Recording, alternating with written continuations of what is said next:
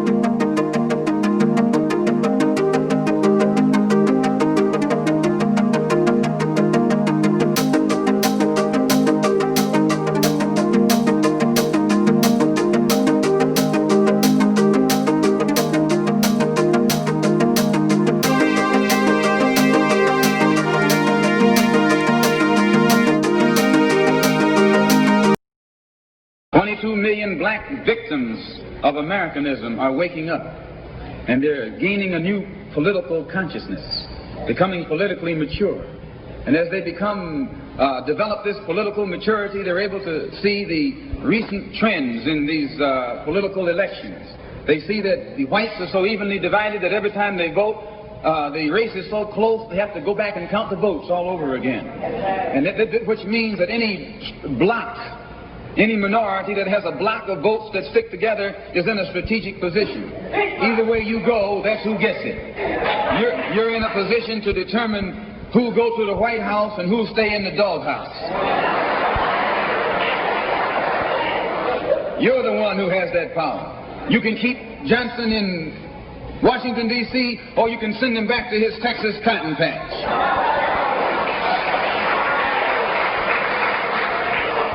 You're the one who sent Kennedy to Washington.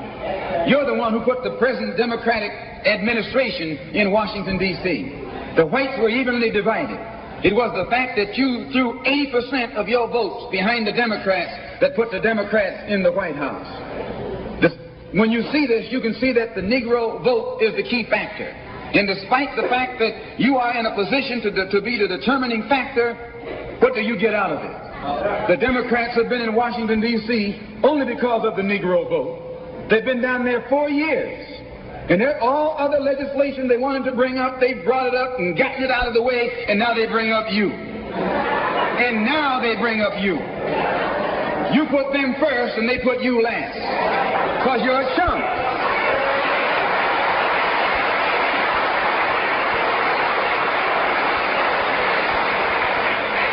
A political chump. In Washington, D.C., in the House of Representatives, there are 257 who are Democrats.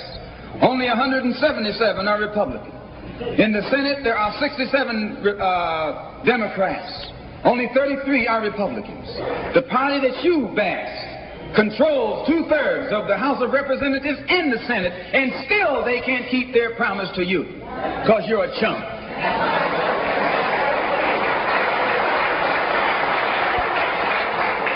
Anytime you throw your weight behind a political party that controls 2/3 of the government, and that party can't keep the promise that it made to you during election time, and you're dumb enough to walk around continuing to identify yourself with that party, you're not only a chump, but you're a traitor to your race.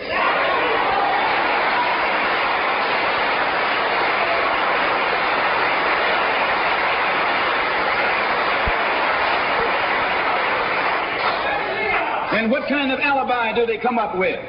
They try and pass the buck to the Dixiecrats. Now, back during the days when you were blind, deaf, and dumb, ignorant, politically immature, naturally you went along with that. But today, as your eyes come open and you develop political maturity, you're able to see and think for yourself. And you can see that a Dixiecrat is nothing but a Democrat in disguise. You look at the structure of the government that controls this country. It's controlled by 16 senatorial committees and 20 congressional committees.